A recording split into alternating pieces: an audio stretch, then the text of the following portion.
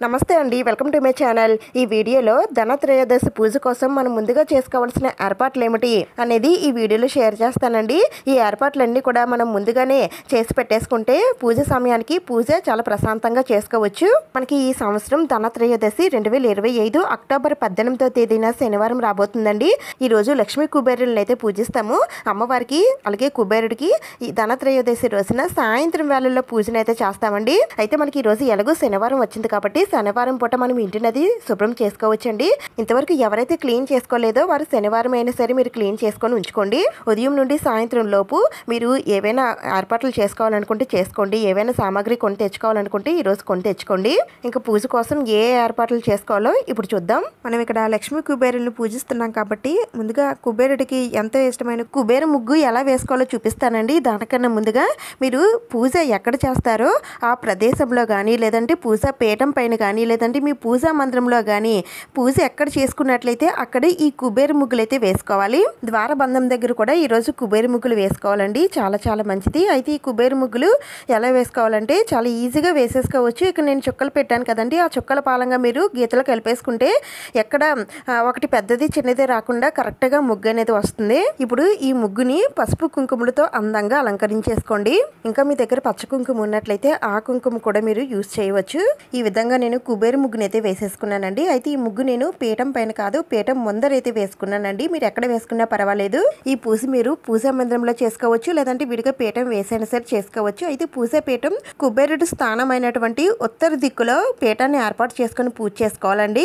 లేదంటే ఈశాన్య మూలలో కానీ లేదా తూర్పు దిక్కులో అయినా సరే మీరు పీఠాన్ని ఏర్పాటు చేసుకుని పూజ చేసుకోవచ్చు. అయితే ఈ పీఠం పైన కుబేరుడికి ఎంతో ఇష్టమైన పచ్చ రంగులో ఉన్నటువంటి ఏదైనా క్లాత్ కానీ జాకెట్ ముక్క కానీ ఏది ఉంటే అది పీఠం పైన వేసుకోండి. ఈ పూజ చేసుకోవడానికి లక్ష్మీ కుబేరుడు కలిసి ఉన్నటువంటి ఫోటో అయితే ఉండాలండి.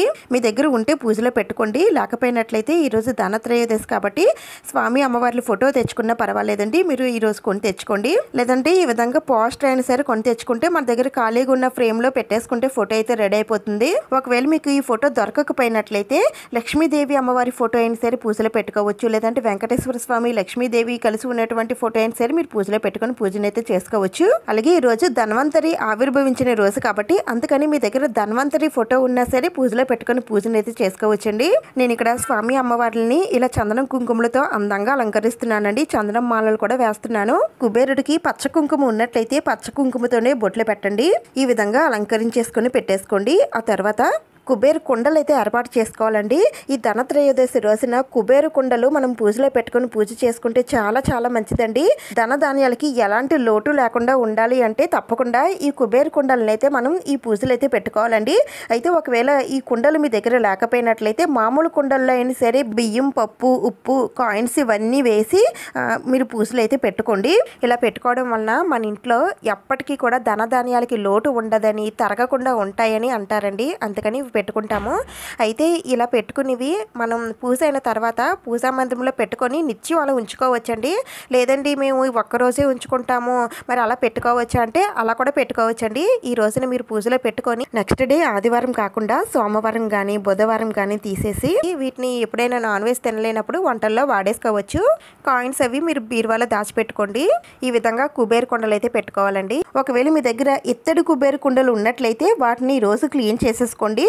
ఈ రోజు శనివారం కాబట్టి మీరు పూజకు కావాల్సిన క్లీనింగ్ అలాగే ఏవైనా తెచ్చుకోవాలనుకున్నా ఏవైనా సరే ఈ రోజు తెచ్చుకోవచ్చండి. అలాగే క్లీనింగ్ కూడా చేసుకోవచ్చు. ఎందుకంటే మనం ఈ పూజ సాయంత్రం వేళలో చేస్తాం కాబట్టి ఉదయాన్నే మీరు ఈ పూజకు కావాల్సిన ఏర్పాట్లు క్లీనింగ్లు అన్నీ కూడా చేసేసుకోండి. అలాగే ఈ కుబేర కుండలను కూడా నీట్గా క్లీన్ చేసేసుకొని మళ్ళీ దీంట్లో వేయవలసిన వస్తువులన్నీ కూడా వేసేసి పూజలు అయితే పెట్టుకోవాలి. ఒకవేళ ఈ రోజు ఎవరైనా సరే కొత్తవి తెచ్చుకొని పెట్టుకోవాలనుకుంటే పెట్టుకోవచ్చు. వీటినే దొంతులని కూడా అంటారండి. అయితే ఇవి 2 సెట్ల కింద పెట్టుకోవచ్చు, లేదంటే ఒక సెట్ అయినా సరే పెట్టుకోవచ్చు. ఇక్కడ మీకు అర్థం అవడం కోసం 2 విధాలుగా కూడా చూపిస్తున్నానండి. మీకు ఏది వీలైతే అది పెట్టుకోండి. ఇక్కడ నేను ఈ 5 కుండల్లో బియ్యం, పెసలు, ఉప్పు, కాయిన్స్, 3 యాలకులు, 3 లవంగాలు వేసానండి. ఈ కుబేర కుండలతో పాటుగా మీ దగ్గర కుబేర కొంచెం ఉన్నట్లయితే అది కూడా ఈ రోజు పెట్టుకోండి. దీన్నే ధనలక్ష్మి కొంచెం అని కూడా అంటారు. ఇలాంటి వస్తువులు ఏవైనా సరే మీరు కొత్తగా తెచ్చుకుంటే ఈ రోజు పూజలో పెట్టుకోండి. చాలా చాలా మంచిది. ఉన్న వాళ్ళైతే మళ్ళీ ఈ రోజు అన్ని వస్తువులు మార్చి మళ్ళీ కొత్తగా పెట్టుకోండి. పెట్టుకోవాలి. అయితే కొంచెం ఎలా పెట్టుకోవాలనేది చాలామందికి తెలిసే ఉంటుంది. అయినా సరే ఇక్కడ నేను కొంచెం మీకు అర్థమయ్యే విధంగా చెప్తాను. ఇలాంటి కొంచెాలు మనకి దొరుకుతాయండి మార్కెట్లో. ఇలాంటి కొంచెం తెచ్చుకోవాలి. ఒకవేళ మా దగ్గర ఇలాంటి కొంచెం లేదండి మరి గ్లాసుల్లో కానీ బౌల్స్లో కానీ పెట్టుకోవచ్చా అంటే ఈరోజు ఒకరోజు పెట్టుకోండి, పర్వాలేదు. ఏదైనా ఒక గ్లాస్ కానీ బౌల్ కానీ తీసుకొని దానికి ఇలా నామం, స్వామివారి నామం అయితే వేసుకోవాలండి. శంకు చక్రాల నామాలు అయితే వేసుకోవాలి. వేసుకున్న తర్వాత ఒక ప్లేట్ కూడా తీసుకొని ఆ ప్లేట్లో పద్మాకారంలో కాయిన్స్ అయితే పెట్టుకోవాలి. ఇప్పుడు ఈ కాయిన్స్ పైన మనం తీసుకొని కొంచెం ఉంచి దాంట్లో కొద్దిగా పసుపు, కుంకుమ, అక్షింతలు, పచ్చకర్పూరం, జవ్వాతి పౌడర్ అన్నీ వేసుకున్న తర్వాత ఇప్పుడు బియ్యం వేసుకోవాలండి. అది కూడా బియ్యం 3 సార్లు కొద్దిగా వేసుకోండి. బియ్యం ఇలా 3 సార్లు వేసిన తర్వాత ముందుగా నేను ఇక్కడ బంగారం వేస్తున్నానండి. మనం ఇందులో వేసేవన్నీ వస్తువులన్నీ కూడా మన ఇంట్లో నిండుగా ఉండాలనే ఉద్దేశంతో వేస్తామండి. అందుకని ఒక చిన్న బంగారం ముక్క ఏదైనా మీరు వాడలేనటువంటివి ఏదైనా సరే ఉంటే దీంట్లో వేసేసుకోండి. తర్వాత మళ్ళీ 3 సార్లు బియ్యం వేసి వెండి వస్తువు ఏవైనా ఉంటే వేసుకోవాలి. తర్వాత మళ్ళీ 3 సార్లు బియ్యం వేసుకొని అమ్మవారికి ఇష్టమైన మంగళకరమైన వస్తువులన్నీ కూడా వేసుకోవాలండి.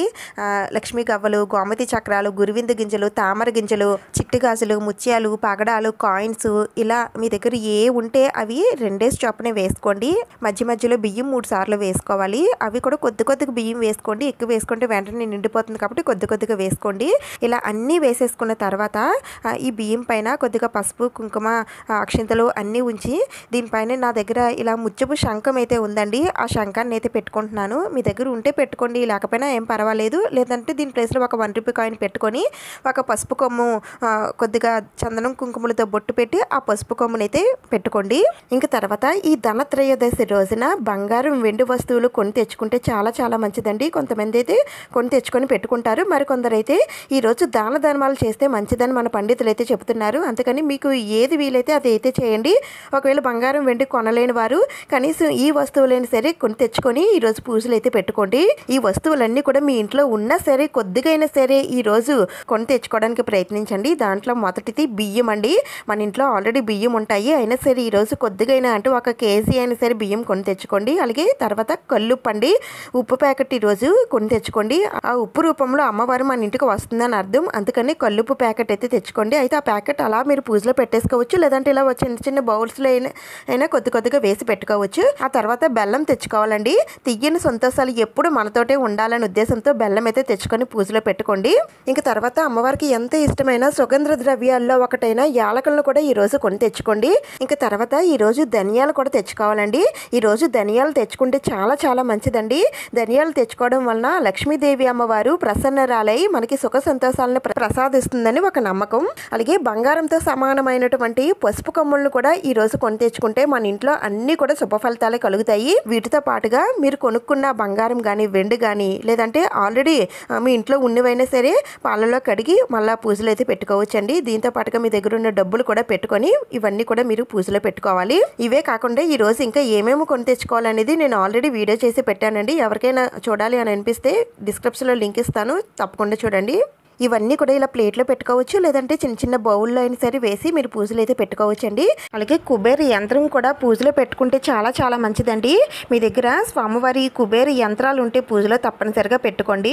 ఒకవేళ లేకపోయినట్లయితే ఈ విధంగా మీరే యంత్రాన్ని వేసి పూజలో పెట్టుకొని పూజ చేసుకుంటే ఆ స్వామివారి కటాక్షం అనేది తప్పకుండా కలుగుతుందండి.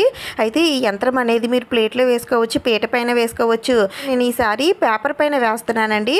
ఈ విధంగా చందనంతో ఇలా గీతలో పెట్టుకొని మధ్యలో నెంబర్స్ ఉంటాయండి. ఈ నెంబర్స్ లైన్గా ఉండవు, ఈ విధంగానే ఉంటాయండి. ఇలానే వేసుకోవాలి. ఇవి కుబేర యంత్రం నెంబర్స్ అంటారండి. నెంబర్స్ పైనుంచి ఇలా మొత్తం ఇలా లైన్గా వేసుకుంటూ రావాలి. నేను ఇక్కడ ఏ నెంబర్స్ అయితే వేస్తున్నానో అవే వేయాలండి. అయితే ఈ నెంబర్స్ అన్నీ కూడా మీరు కుంకుమతో వేయాలండి.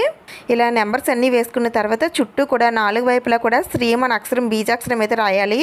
ఇంక తర్వాత ఈ పేపర్కి 4 వైపులో కూడా పసుపుతో బొట్లు పెట్టేసుకోవాలండి. అంటే ఇది మంగళకరమైనదని మనం పూజ గదిలో పెట్టుకుంటామని అర్థం. అందుకని దీనికి 4 వైపులో కూడా ఇలా పసుపుతో బొట్లు పెట్టేసుకున్న తర్వాత మనకి కుబేర యంత్రం అయితే రెడీ అయిపోయినట్లేనండి. ఈ విధంగా మీరు పేపర్ మీద రాసుకోవచ్చు, ప్లేట్లో రాసుకోవచ్చు, పీట మీద వేసుకోవచ్చు, ఎక్కడైనా సరే వేయచ్చు. నేలపైన మాత్రం వేయకండి. అయితే ఈ కుబేర యంత్రం మేము ఎప్పుడు పెట్టుకొని పూజ చేసుకోలేదండి. మీరు కొత్తగా పెట్టుకోవచ్చు అంటే పెట్టుకోవచ్చండి. దీనికి ఎలాంటి ఆనవాయితీ అది ఏమీ అవసరం లేదు, ఎవరైనా సరే పెట్టుకోవచ్చు. ఒకవేళ యంత్రం లేకుండా పూజ చేయకూడదు అంటే యంత్రం లేకుండా అయినా సరే మీరు పూజనైతే చేసుకోవచ్చు. ఎలా చేసుకున్నా పర్వాలేదు, కానీ యంత్రం పెట్టుకొని పూజ చేసుకుంటే ఆ స్వామివారు చాలా సంతోషిస్తారండి.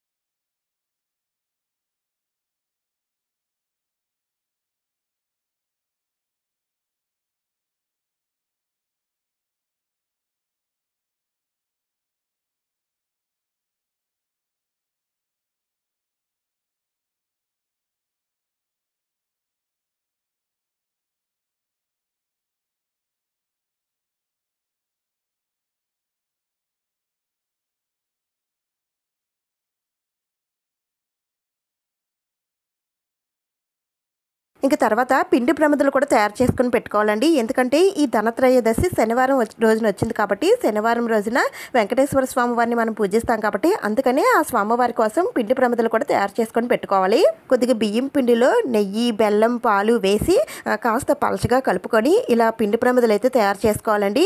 ఇవి 2 కానీ 3 కానీ 5 కానీ 7 కానీ ఎన్నైనా సరే పెట్టుకోవచ్చు. అయితే ఈరోజు ధనత్రయోదశి పూజలో కొన్ని ముఖ్యమైన దీపాలు అయితే ఉన్నాయండి. వాటితో పాటు ఇవి పెట్టుకోవాలి కాబట్టి అందుకని నేను ఇక్కడ 2 మాత్రమే తయారు చేసుకుంటున్నాను. అలాగే ఈరోజు గడపను కూడా అందంగా అలంకరించుకోండి. పసుపదే రాసి కుంకుమతో బొట్లు పెట్టి ముగ్గులవి వేసి అందంగా అలంకరించండి. ఈరోజు యమదీపం అయితే పెట్టుకుంటామండి. అయితే ఈ యమదీపం ఎలా పెట్టుకోవాలనేది కూడా నేను ఆల్రెడీ వీడియో చేసి పెట్టానండి. ఒక్కసారి ఆ వీడియో చూడండి, మీకు అన్నీ కూడా అర్థమవుతాయి. అలాగే పూజకి కావాల్సిన పువ్వులు, పళ్ళు, ఆకులు, అరటిపళ్ళు, కొబ్బరికాయలు ఇవన్నీ కూడా ముందుగానే తెచ్చి పెట్టేసుకోండి. అలాగే పూజకి ఏ సామాగ్రి అవసరం పడతాయో అన్నీ కూడా క్లీన్ చేసుకొని పెట్టేసుకోండి. అలాగే స్టవ్, ఈ తులసి కోట, పూజ మందిరం, ఇల్లు అన్నీ కూడా నీట్గా క్లీన్ చేసుకొని ఉంచుకోండి. ఈ ఏర్పాట్లన్నీ ముందుగానే చేసేసుకుంటే పూజ అయితే చాలా ప్రశాంతంగా చేసుకోవచ్చండి. అలాగే పూజలో చాలా ముఖ్యమైన 4 దీపాలు అయితే పెట్టుకోవాలి. ఆ దీపాలు కూడా ఎలా పెట్టుకోవాలనేది నెక్స్ట్ పూజ వీడియో రాబోతుంది. ఆ వీడియోలో చెప్తాను, తప్పకుండా చూడండి. ఈ వీడియో మీకు నచ్చితే లైక్ చేయండి, షేర్ చేయండి, సబ్స్క్రైబ్ చేసుకోండి. ఇంకొక మంచి వీడియోతో మళ్ళీ కలుద్దాం. Thank you for watching.